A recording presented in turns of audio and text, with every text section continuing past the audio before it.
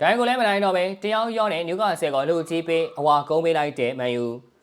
ဆောင်းဝဲကန်းထဲမှာဆရာကစာအုပ်ဖွင့်ဖြေခွင့်ပေးတဲ့အပြင်အပြေမှန်ကပါတင်မုံပေါ်မှာကြီးကြီးရေးပြထားတာကပါကုနမဲကိုမှားရေးပြီးဆောင်းဝဲချသွားတဲ့ចောင်းသားမျိုးကိုလက်တွေ့မြင်မှုပါသလားမမြင်မှုသေးဘူးဆိုရင်တော့ယခုရပိုင်းစင်ကြီးဘက်ကွင်းထဲမှာဒိုင်ကူပေးတာတော့နိုင်အောင်မကန်နိုင်တဲ့မန်ချက်နိုင်တဲ့အသင်းကိုသာပေးကြည့်လိုက်ပါတော့ဗျာ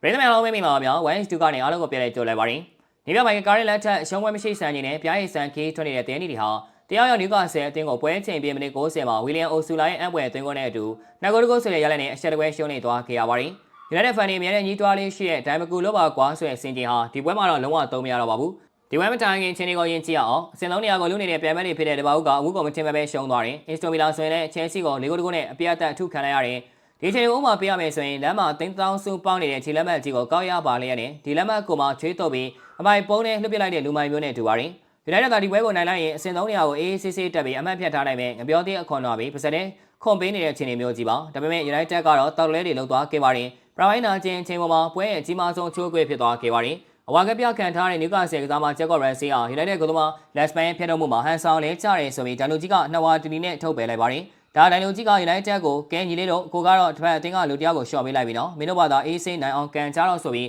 ပွဲကိုလက်ဆောင်ပေးလိုက်တာပါဒါပေမဲ့ United ကစားသမားတွေကအိမ်လက်ဆောင်ကိုဘယ်လိုသုံးရမလဲမသိတဲ့မြောင်အုံးတီးရတယ်လို့ဖြစ်သွားပါတယ်။ရီတာကောင်းဆုံးစုကတော့တယောက်တည်းကျန်တဲ့နျူကာဆယ်က United ထက်ပိုကောင်းသွားတာပါပဲ။အန်တိုနီဂေါ်ဒန်ပြေးဝင်လာတာကို Bruno Fernandes ကနောက်ကနေဖျက်ထုတ်မိလို့ပနယ်တီပေးလိုက်ရပြီးဂေါ်ဒန်ကပဲသွင်းသွားခဲ့ပါတယ်။ Bruno ကသူ့မားကိုသူတီးလို့ Prime ပြီးခဲ့ပါတယ်။ Casemiro ကောင်းတိုက်ကိုပြန်သွင်းနိုင်အောင်ပြန်လည်ဖန်တီးပေးခဲ့လို့သာ Prime မှာတော့တကူနဲ့တက်တာရသွားခဲ့တာပါ။ဒါပေမဲ့လည်းတယောက်ရောက်အသင်းကိုတော့တာစီးမြူနိုင်ခဲ့တဲ့အဖြစ်ကတော့တကယ်ကိုဦးတက်စရာကောင်းလာပါတယ်။ဒုတိယပိုင်းတစ်ပိုင်းလုံးကို United ဟာလူတယောက်အသာအချိန်45မိနစ်အပြည့်ဆိုတဲ့ရွှေလိုအခွင့်အရေးကြီးနဲ့ကစားခဲ့ရတာပါ။ဒါပေမဲ့တကယ်တမ်းနောက်ကျနိုင်ကိုရသွားတာကနျူကာဆယ်ဖြစ်နေတာကတော့ United Fan တွေတက်အောင်ဘာပြောလို့ပြောရမှမသိတဲ့အခြေအနေမျိုးပါ။မိနစ်90မှာ Trippier ပေးပို့လိုက်တဲ့ဘောလုံးကိုလူစားဝင်လာတဲ့ William Osula ကကန်သွင်းလိုက်သွားတဲ့အဲ့ဒီသွင်းကိုဟာတပွဲလုံးမှာသူကန်နေတဲ့တလုံးတဲသောကန်ချက်ဖြစ်သလိုဂိုးဝင်မှုမျှော်လင့်ချက် expected ကို HG က3.36ပဲရှိပါတယ်။ဥပမာပေးရမယ်ဆိုရင်လမ်းရှောင်းနေရင်ခေါင်းပေါ်ကိုအုတ်ကပြန်ပြုံးချဖို့အတွက်ရာဂိုင်နှုန်းထက်တောင်နည်းနေတဲ့အနေထားကနေ United တို့ကိုပေးလိုက်တာပါ။အဲဒီကိုပေးလိုက်တဲ့အချိန်မှာ Osula လင်ခေါကျော်ပြတ်သွားတဲ့နောက်ခံလူတိုင်းမာလာဆီယာတယောက်အဲ့ဒီအချိန်မှာ Google Map ဖွင့်ပြီး